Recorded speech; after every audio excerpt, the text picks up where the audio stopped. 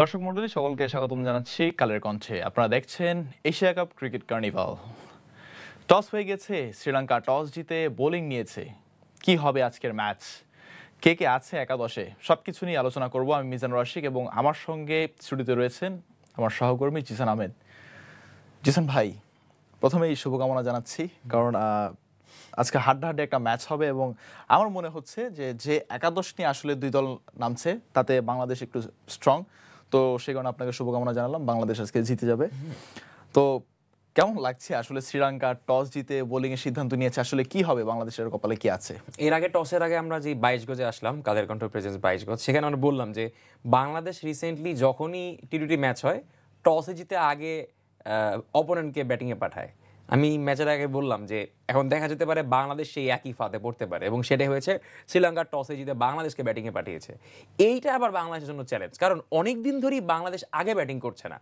তাই এশিয়া কাপের মতো মঞ্চ, শ্রীলঙ্কার মতো একজন অপোনেন্ট এবং খুব ভাইটাল একটা ম্যাচ, কারণ এই ম্যাচের উপর ডিপেন্ড করবে বাংলাদেশ পরবর্তী রাউন্ডে যাবে কিনা।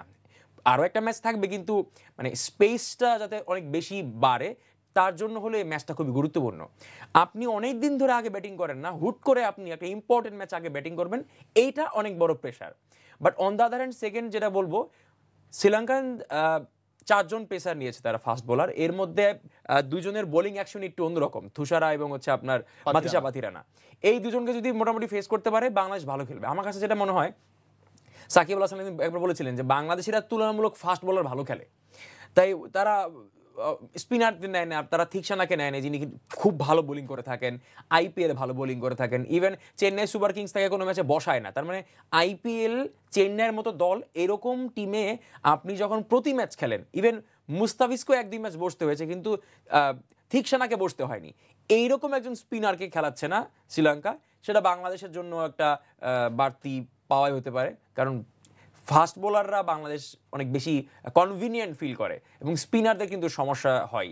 তো সেক্ষেত্রে একাদশের জায়গা থেকে বাংলাদেশের জন্য খুব পজিটিভ হয়েছে যে শ্রীলঙ্কার একাদশটা মোটামুটি ভালো ব্যাটসম্যানদের পার্সপেক্টিভ থেকে। লিজেন্ড বলে গিয়েছিলেন, তবে লিজেন্ড এবার এশিয়া কাপে নেই। যাই হোক, আমরা মুভ ফরওয়ার্ড করি। তাসকিন আহমেদ, যিনি হচ্ছে বাংলাদেশের পেস ইউনিটের লিডার যাকে বলা হয়, চমক দেখিয়ে স্কোয়াডে তাকে এবার একাদশে রাখা হলো না। তাসকিন আহমেদের জায়গায় শরীফুল ইসলাম খেলছে। আসলে 22 গজে আমি বলছিলাম যে শরীফুলকে যদি দলে নেওয়া হয় তাহলে বাংলাদেশের জন্য একটা প্লাস পয়েন্ট হবে এবং শ্রীলঙ্কার জন্য বিপজ্জনক হবে। সো এখন কি আপনার মনে হচ্ছে যে আসলেই এখন শ্রীলঙ্কা বিপদে পড়ে যাবে শরীফুল ইসলামের কারণে? দেখেন, ইটস অ্যাম্বিগুয়াস, কারণ শ্রীলঙ্কার বিপক্ষে শরীফুলকে নেওয়ার কারণ হচ্ছে তাদের ডানহাতি ব্যাটসম্যান অনেক বেশি। এক মুস্তাফিজুর রহমান তাদেরকে টেকেল দিতে পারবে না, কারণ মুস্তাফিজ পাওয়ার প্লেতে 1টা ওভার করবে এবং ডেথ ওভার গিয়ে তার 2-3টা ওভার করবে, মাঝে হয়তো 10-11-12 এর মাঝে একটা করতে পারে। এখন যেটা হয় যে অনেক বেশি ডানহাতি ব্যাটসম্যান থাকলে বামহাতি ফাস্ট বোলারদের একটু সুবিধা থাকে, সেক্ষেত্রে শরীফুল ইসলাম নিতে পারেন। কেননা তিনি এর আগে ঘরের মাঠে, মানে শ্রীলঙ্কার ঘরের মাটিতে কিন্তু তিনি ওইরকম বোলিং করে দেখিয়েছেন। কিন্তু আপনি জানেন নিশ্চয়ই শ্রীলঙ্কান ব্যাটসম্যানদের স্ট্যাটস এগেনস্ট তাসকিন আহমেদ কিন্তু খুব ভালো। তাসকিন মেবি কামিন্দু মেন্ডিসকে আসালাঙ্কাকে সবচেয়ে বেশি আউট করেছেন। আমি নিশাঙ্কের কথা বলছিলাম, নিশাঙ্কা কিন্তু খুব স্ট্রাগল করে তাসকিনের বিপক্ষে। তাই এইটাও মানে লজিক্যাল, মানে দুইটাই আসলে খুব লজিক্যাল। বাংলাদেশের উইনিং স্ট্রিকটা না ভাঙলেও চলতো। তাসকিন বড় মাপের বোলার, অবশ্যই শরীফুল বাংলাদেশের টপ পেসার বলতেই হয়, কিন্তু এইরকম ইম্পর্টেন্ট ম্যাচে আপনি তাসকিনকে রাখতে পারতেন। তবে সমালোচনার জায়গায় এখন রাখছি না, কারণ ম্যাচ শুরু হয়নি, শরীফুল বোলিং করেননি, তাই এটা বলা যাচ্ছে না। তবে আপাতত দৃষ্টিতে এটা বলতেই হয় যে উইনিং 11টা না ভাঙলেও ভালো হতো বাংলাদেশের জন্য।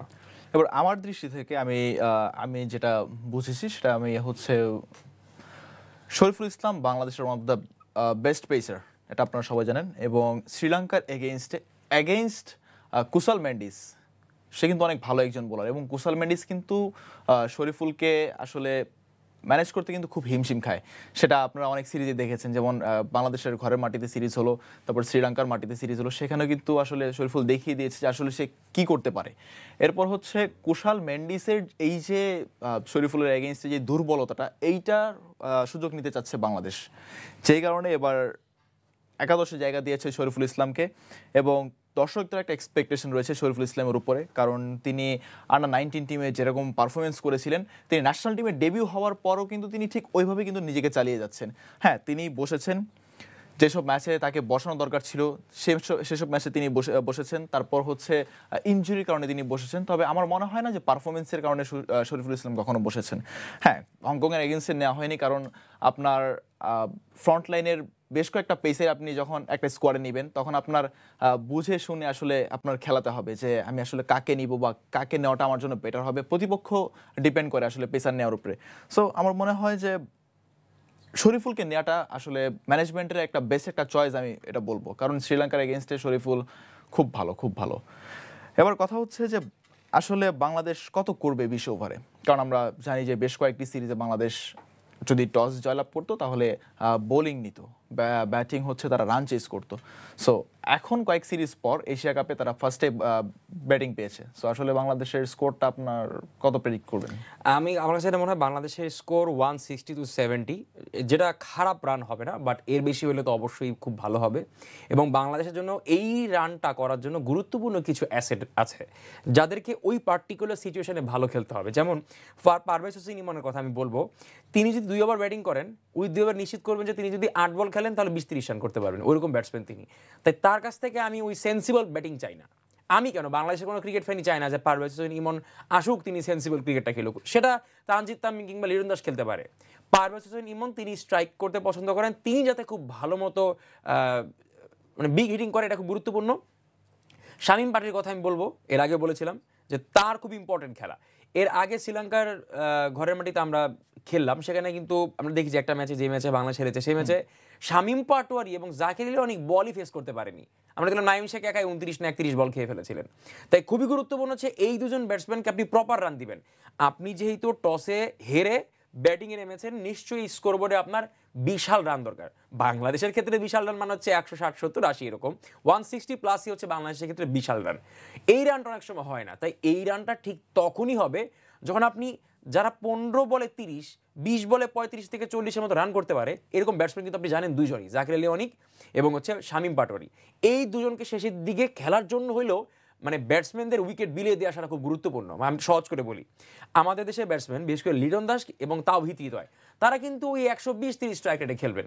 এখন 15 ওভার অব্দি যদি ওই টুকটুক স্টাইলে ব্যাটিং করতে থাকেন লিটন এবং হৃদয়, এবং শামীম পাটোয়ারি আর জাকির আলী এসে বলই না পান ফেস করার জন্য, বাংলাদেশের জন্য অনেক বড় ভোগান্তি হবে।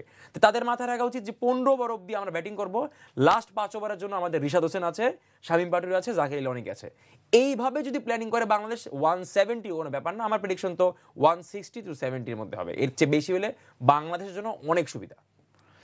একটা ভ্যারিয়াস টপিকের কোয়েশ্চেন করি, আসলে কি টি-20-তে 160 or 170 safe target for opponent? খুব ভালো প্রশ্ন করছেন। আমরা দেখলাম যে ইংল্যান্ড কদিন না গতকাল কি 304 রান করলো, মানে ট্রেমেন্ডাস ব্যাটিং, আনবিলিভেবল জাস্ট। তাদের সঙ্গে তুলনা করা হতে পারে যে সানরাইজার্স হায়দ্রাবাদ। আমি সোশ্যাল মিডিয়ায় দেখছিলাম যে এই দুই টিমের খেলা হলে কি হতে পারে। হোয়াট এভার, 160 কখনোই টি-20-র জন্য ভালো স্কোর না। বর্তমান টি-20 একসময় 150 মানে অনেক রান ছিল, এখন 160 আসলে কোনো রানই নয়। তবে আমি কোন প্রেক্ষাপটে এটা বললাম, বাংলাদেশ এবং শ্রীলঙ্কার ম্যাচে কিন্তু হাড্ডাহাড্ডি খেলা হয়। আপনি দেখবেন এক পেশে ম্যাচ লাস্ট 5 বছরে বাংলাদেশ শ্রীলঙ্কার হয়ইনি। সেক্ষেত্রে অপোনেন্ট চাপে থাকে, মানে বাংলাদেশ যদি আগে 160 করে শ্রীলঙ্কা চাপে থাকবে, শ্রীলঙ্কা যদি আগে 160 করতো বাংলাদেশ চাপে থাকতো। সেক্ষেত্রে বাংলাদেশের জন্য 160টা মোটা দাগে মানে চলে আর কি রান।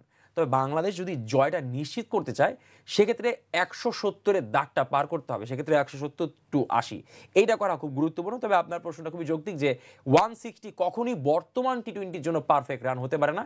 তবে আবুধাবির পিচ কেমন বিহেভ করে সেটাও দেখার বিষয়।